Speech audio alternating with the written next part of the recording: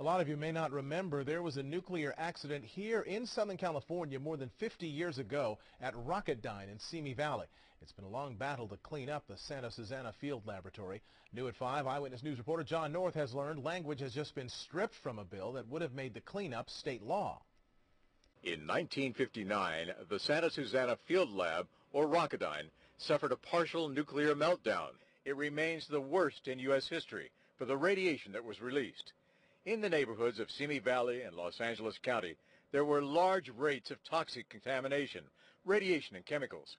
Women like Dawn Kowalski, Marie Mason, and Holly Huff have lived here much of that time. All three of them have either cancer or other illnesses. Rocketdyne is just over the hill, and the people who live here have been fighting for more than 2 decades. They want some answers. They want some solutions.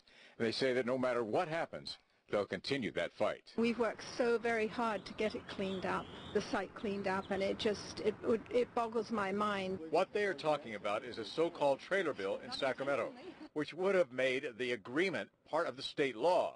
The language that did that was removed this week, and despite repeated calls by us to Governor Brown's office, there's been no explanation. Why would you want to pull something that's just going to strengthen the law and give them very little wiggle room? And that's what we need. We need very little wiggle room so it can finally get cleaned up and we can all get on with our lives.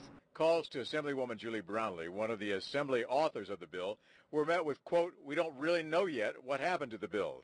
The women who live near the Rocketdyne facility all sympathize greatly with the Japanese now facing radiation from nuclear plants. At least they have containment buildings now, which they didn't have before. And for them and for others who live near the Rocketdyne meltdown, it's still a big part of their lives.